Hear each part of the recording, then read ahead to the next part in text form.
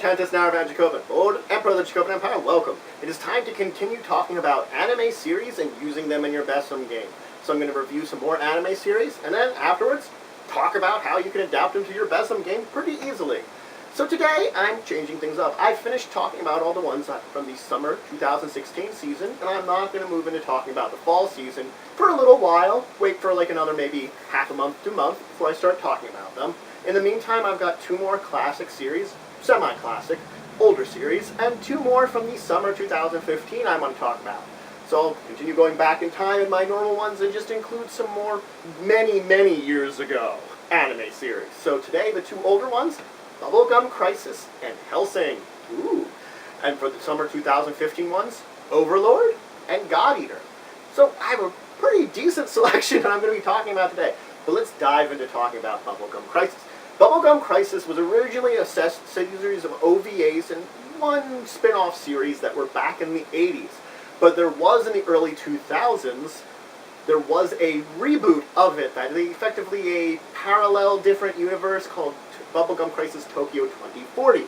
They both had very similar worlds, very similar themes, and the main characters all had the similar names. So I will keep it simply to the basics that were between them, and it's up to you if you prefer either series. There was a group of all-female mercenaries that used powered suits, effectively powered exoskeletons, sometimes referred to as hard suits, known as the Night Sabers.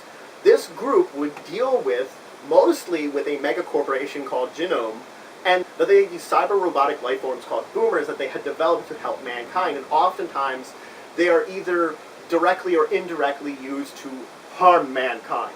Now, both series have this same kind of take on it, that they have a mega corporation, but the direct animosity towards the mega corporation changes between the two of them. And the reason why boomers kind of do bad things also changes from between man, more of a balance of man and machine, but regardless, both have that kind of similarity that these women in hard suits go out, don them, battle against these things. Now on the side, there is the law. The AD police are a special unit dealing with boomer-related crimes. As you can see, there are boomer-related crimes in both of them. Now unfortunately, they are oftentimes drawn down by red tape, hence the need for the Night Sabers. So this is an action series. Battling robots, fighting it out, training occasionally amongst each other. It's a mecha. Now this is a very light mecha because it's a direct armored suit. That it's not like the giant mecha you'd think of, but it still would be called a mecha. There is an entire genre of mecha anime that uses just the armored suits. But it's also cyberpunk.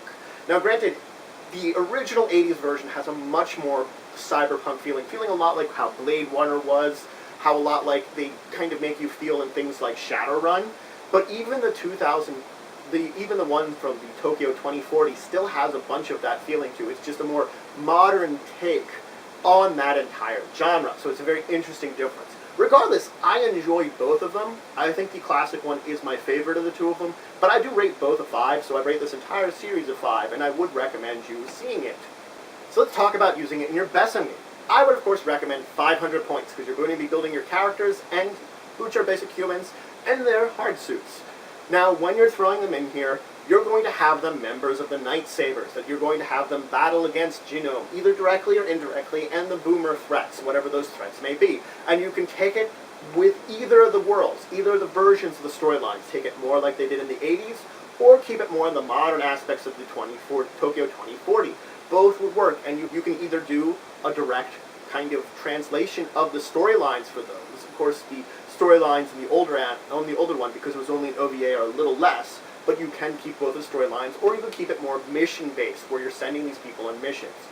I would technically recommend that maybe a good way of doing this is either you're a different team, or you're like a new recruit team. So they could be like your Night Sabers, but they could be either new recruits to the original team, that you have the original characters as NPCs, or they themselves are still a normal team and they recruit a second team to help them out. You would still have Celia, of course, as the main character in either way, because she's the one that is sort of the financier person that puts everything together, so she's going to be the most important out of all of them. The other characters that are there, their importance is going to be dependent on how you think they are, whether you want to use them particularly or not. Now let's move on and talk about Hellsing. Now this one has been both an anime series and an OVA series. The OVA series, Hellsing Ultimate, follows the manga to a T. I kind of feel like it's better, though both have very good storylines. I did enjoy both of them, but I still think, Ultimate's much better, because Ultimate is also a little bit more bloody and gory and can show a lot more. It was an OVA series, and a very long one. Regardless, let's talk about Hellsing. So, Hellsing, of course, is based around the Hellsing organization, which is an evolution from an old knight order. Now, it became known as the Hellsing organization when Van Helsing, the famous vampire hunter, was put in charge of it. It was his family line that has been in control of them since then.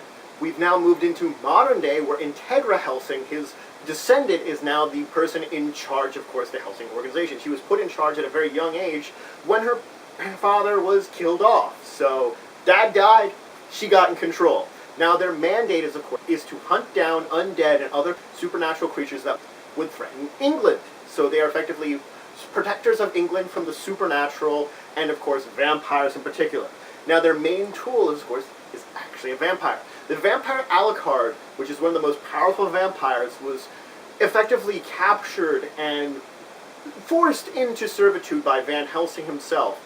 So the creature itself is loyal because of some deal they brokered. So it was less of a forcing and more a deal brokered between them that has put Alucard as a servant of the Hellsing family and a servant of the Hellsing organization. So Integra is, of course, his current master. Now, switching forward, our real main character in this entire setup is Sarah Victorious. She's a police officer that, at the cups of death as part of a vampire attack, Alucard effectively changed her into a vampire in order to save her life. This puts her into the purview and under the control of the Hellsing organization. So she gets to sort of live, but becomes a part of the Hellsing organization. And we get to see things go as through her eyes, effectively, from that point on. Now, both the original anime and, of course, the OVA series, which is pretty much the manga series, focus on a similar storyline to start out with, but they veer off of the overall storyline and plot. So for the genres for this one, it's of course an action. You have vampire and vampire ass with Alucard kicking butt. He is the quintessential guy who is overly powerful, and he knows it and he acts on it, but he doesn't show it off. He just does what he needs to do and things get done. I definitely call it a horror. There is vampires, ghouls, monsters, blood, guts, and gore, especially Hellsing Ultimate, where so many people end up dying, and there's such a bloodbath and kind of horror. But also, it's not just like the blood, guts, and gore kind of horror, though, too. There is these slow-boiling moments that are kind of horrible and dark that do occur, where terrible things are going on. And I think it balances the two of them out pretty well to kind of make an interesting take on the horror. It's not like the deepening, true, like, it's made to be a horror. It just has very huge horror elements in it. And the last one is a science fantasy. What does this mean? Well, they take a very scientific approach on vampirism and vampires and things like that. And so that's why, yes, it's got the fanciful elements of vampires with special powers, things like that. But again, it takes a very scientific method to them, giving it a feeling of a science fantasy. And I would also rate this one a 5. It is very top-notch, and I was happy that I finally finished up Hellsing Ultimate during this last year, because for the longest time I'd only watched some of the episodes. I had like 3 left that I had to do, and I'm so glad I finished them off.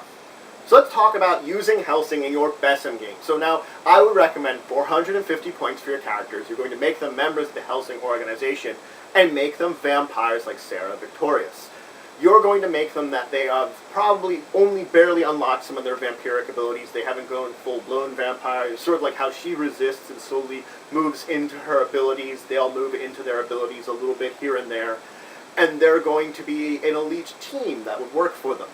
Alucard is going to be there, but he's going to be some kind of NPC overlording figure that will be dealing with problems on his own. There might be times that they'll encounter things that he'll have to be called in on in order to handle them, but that will be completely up to you how you want to handle that. Then you might want to choose when this game takes place. That's going to be a very good question. You could have it take place after the anime/OVA in sort of one of those time periods. You could have it take place during, or you could have it take place before. There are options and information that's been provided for various plot lines that exist that you could follow along in, or you could come up with your own plot line set in, let's say, the future. The other option would be just to keep it very simple and just have your team go on missions that are dealing with very supernatural threats or vampires coming along, and perhaps Alucard is not needed and he's not being called upon. They're dealing with the threats until it's necessary. The choice is completely yours. Anyway, let's move on to the two series from summer 2015, now that we've moved into them. I've got Overlord and I've got God Eater. Let's talk about Overlord. This was one of my favorite from that season, and it still is pretty top, and I'm anticipating, because there are rumors the second season is going to come out. So it's a light novel, manga, and anime series. Now, in this world, we're taking place in the year 2138. It's a future world, and we're setting ourselves into a world where there are MMOs where you can full dive into, where you can effectively put your mind into it, and be virtually in the world, kind of a diving in MMO, and they're very popular. And one of the most popular one is Yggdrasil. And Yggdrasil's been on for 12 years. It's been going strong, but shutting down. It's the end of it. It's 12 years of going on that the servers are going to shut down. It's going to shut down. Now, in Yggdrasil, there was this guild. And the thing about Yggdrasil is that you could be any kind of race, any kind of combinations. So there ended up being a very powerful monster guild, which these 41 people came together and formed an Yggdrasil. And so we focus on Momoga, who is the leader of the guild. And he's effectively the last one there. Up until now, out of everyone, since its inception, the guild has lost almost all its members. There are only 4 actual people that are registered as members of the guild, and he's there. He's there for the end of it. And he's hoping that either those members there or any of the other people that had been there before are going to come back and visit. And he gets a lowly small visit from one of them, a single one of them, who was one of the last remaining active members, who says goodbye to them. Like, he just wanted to see if anybody was there before logging off forever. So Umanga decides to stay, to be there for when the servers shut down, to get kicked out, to be there at the very end, because this was something that he built with a lot of people that he considered friends, and now it's just shutting down. But something happens. The time passes, and he doesn't go away. He can no longer access some of his player commands anymore, and the NPCs start acting weird as if they're real people. And he finds himself in a place that's a different world than Yggdrasil. The only thing that seems to have changed is that the Tomb of Nazareth, the fortification that one of the most powerful guilds in Yggdrasil that he had, that his guild was in, has been transported into another place entirely. And so he goes out and he begins to find out what's going on in this world. And he decides that in order to see if anyone else was there and travel to this new world, he would take on the name of his old guild, Eins Owen Gown, and therefore become a new overlord in this world. Become sort of a dark figure that people will know about him and be famous. Because he's of a monster guild. Of course they're going to be monsters. And he begins to feel more and more like the race he is. So it's a very interesting thing where he has to balance out that he's becoming himself, that is his character, and there's this interesting new world. And it's a very fascinating take on the entire idea of becoming part of a virtual world, except it's not only that, it's also being transported to a fantasy world at the same time. So there's an action one. There's a lot of battles with monsters, fighting out adventurers, fighting other monsters, magic battles, things that go like that. It's fantasy, of course. There's spells, monsters, everything like that. Traditional things are definitely fantasy components that remind you a lot of other fantasy sources that are out there. But it's also one of the online game genre, because there is a huge genre of the online games, which either there are people going into online games, getting trapped in online games, being transported to some kind of online game-like world, things of that mannerism, that there is a huge genre of it nowadays, and this is technically one of them. Now, I rate this one a 5. So let's talk about using it in a BESM game. I would recommend 750 points. Our main character in the series, he's incredibly powerful, and your players should reflect it too. The only reason they should have stayed behind in Yggdrasil is that they should have been high level. They should have been incredibly powerful in comparison to everyone else, and that's what it is. If you have these people that are probably the last remaining members of a guild, whatever guild your players are going to make up, and they're being transported to this other world, probably the same world that the Tomb of Nazareth was transported to. So you'll find themselves there, and you will have your players act out how they want. They could be villains, they could be heroes, they could be monsters, and because there was a lot of options in that game there, your players should reflect those options too, and they should discuss amongst themselves what type of guild they want to build to put into this world, because then they will act that way. Sometimes it's fun to be the villain, but you could also be more of like a hero in this world. There's adventuring guilds, things like that, and how they want to interact with the world now that they've been transported here, and wherever their building has been transported to, whatever their guild headquarters would be, that's up to them, because that's another thing that they're going to design. They're going to design what their guild would have been, what NPCs might be there, and you'll put together all the stats for them. They'll effectively put together the basic designs, and then they will act as leaders of that guild, and each of them will be incredibly powerful, and they should act as more masterminds of it, that they will send certain people out to do certain tasks, and depending on how well they choose them, certain things happen, and they themselves will do certain activities. They should feel as powerful as they will be in this world, because they will be more powerful than most other folks. In fact, probably many of them. And it should reflect it in the way that they build their character. Let's move on and talk about God Eater. Now, for God Eater, it's set in a post-apocalyptic world in the Japan of 2071, where there's these creatures called the Aragami, which have effectively ravaged the land, devouring, crushing, destroying everything in their wake. And the main bastion of humanity is around this organization called Fenrith, who have these things called God Arcs that are forged from parts of Aragami. Those that can wield the God Arcs are called God Eaters, who have, using these chunks of Aragami, have found a way to fight back and kill them. Traditionally, they take the form of some kind of melee weapon like a sword, or some kind of ranged weapon like a gun. But a new type has been developed that can change between gun and sword. That is where our main character, Lenka, comes in. He has been out in the wilds, alone, fending for himself, that his family was killed off, slaughtered by the Aragami, and he's picked up. And you find out that he's one of the ones that can use this new type of weapon. And so he joins the God Eaters in plans to help protect humanity and fight back against the Aragami, and that's where our series goes into. Now it's an action series, of course. They battle the Aragami, fight it out, do some training in amongst each other, but mostly it's fighting against these monsters which are attempting to ravage and kill humanity. I would call it a drama. I thought about calling it sort of a horror from the thing of it, because Aragami devour and tear apart people, but it's more, rather than the fact that it's horrible, it is also very dramatic the way that people have a lot of loss, that death is seemingly a part around them all the time, and things are just so terrible. So it kind of feels more dramatic than anything, rather than the horrible aspect of it. The sadness seems to permeate the ability. Now, I would also call it an apocalyptic anime, because it is taking place in an apocalypse. It's taking place where the world is mostly destroyed. Most plants are dead. Most things have been ravaged. The ground is sort of dark, dank, gray. There's ruins everywhere. People that are alive are scraping by. Death is around the corner, every turn, that sort of thing. Now, I did rate this one a 4. It is the least one I rated out of all of these. All the rest were 5s. But the reason being that sometimes that depression, that darkness, that drama, it's not my favorite thing, and that's why it drew me away a little bit. Beyond the action and the apocalyptic setting, which were very interesting. Now let's talk about putting your characters into this world in your BESM games. Give them 400 points.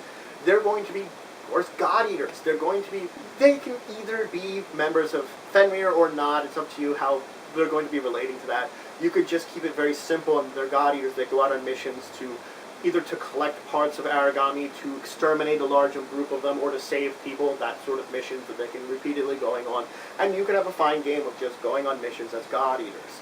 Or you could bring in some of the overall plot that seems to be within the series, that they'll be working towards the overall solving of the problem, and perhaps saving humanity, defeating the Aragami once and for all, or providing a bastion of hope for humanity in and of itself. So that's it for today's episode. I talked about 2 of the more classic anime series that are a little older, and I talked about 2 from the summer 2015 season. I didn't only review them, but I let you know how to use them in your BESM games. So if you have any questions, comments, anything you want to say, anything you think I left out, please leave in the comments below. Please like, share, and subscribe to support the channel, the empire, and the work I do.